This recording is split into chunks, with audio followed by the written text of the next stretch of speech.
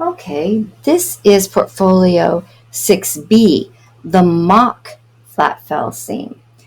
And so in the mock flat fell seam, there is only one choice. All of the felling is inside or on the wrong side. So you stitch your regular seams like I did, the 5/8 inch seam. I pressed it all to one side, the side that's away from the center front of your body. And now we're ready to do the operation to these two seam allowance pieces. Okay? It's only in the seam allowance. And we're going to stitch relatively wide but narrow in length zigzag stitch here. So we're going to set it like this, and I'm going to change my stitch to a zigzag.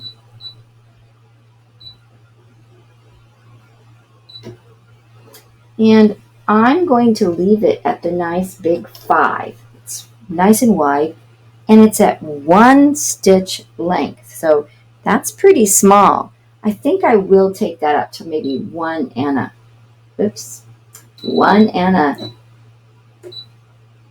that, it pushed the wrong button. 1 and,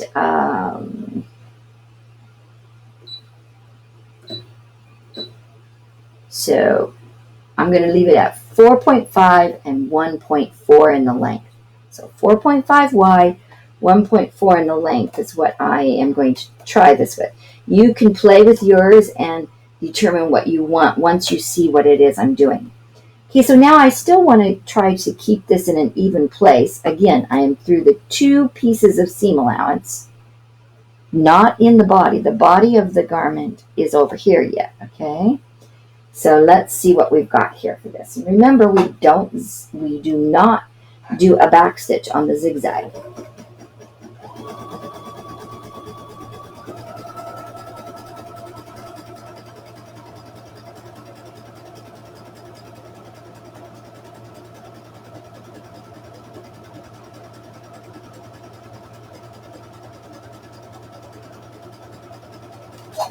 Okay. Now we've got our zigzag. We've zigzagged the seams together.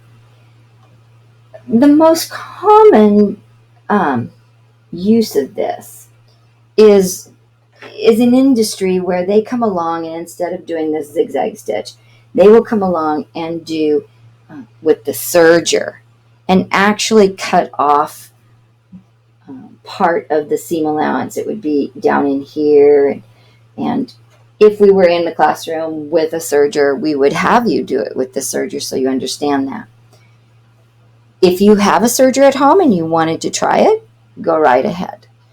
But it is not required of anyone. Zigzag does the same purpose.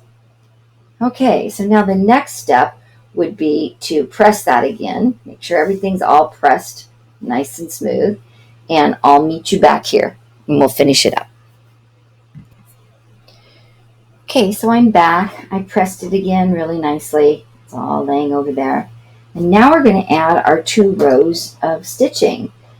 Moving it back to being my straight stitch.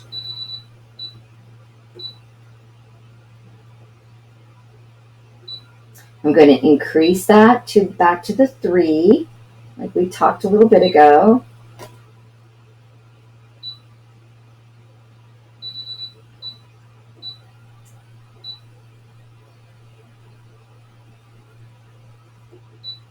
There we go.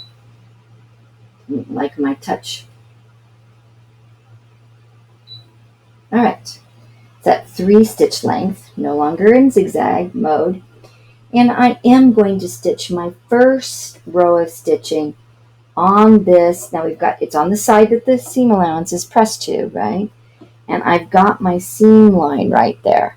We're going to edge stitch next to that seam line first. So let's find where we want it to be. Hold my threads. That's a little bit far over. Actually, though, it needs, there we go. My needle just needed to pop into the right mode because it had been in zigzag.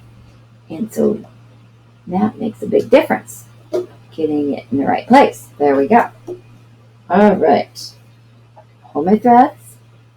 Take a couple of stitches forward and just one or two back. And now I'm really watching this edge. I'm not going to slow clear down, but it's to be expected when you start doing edge stitching that you are slower than normal. And just being steady is really the key. As you can see, I'm really trying to keep the machine moving at the same speed. It's not extremely fast, but it's at an even speed. Well, we should do a little back stitch just to make sure that it doesn't come off.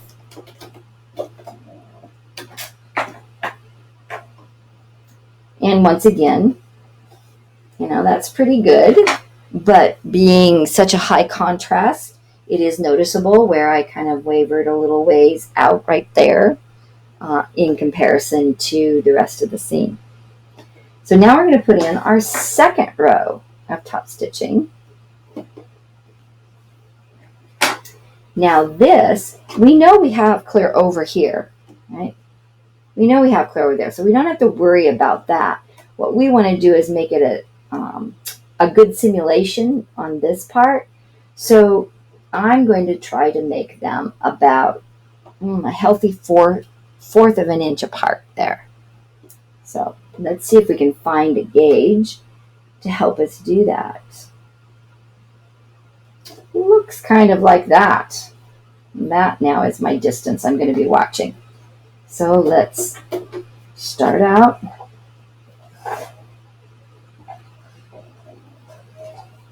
Back stitch. And now move forward.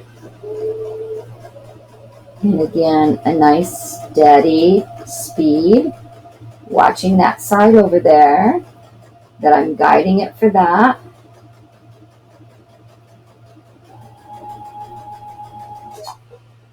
Back stitch at the end, just a little bit. And off. So there's my flat fell seam, my mock flat fell seam. All stitched down.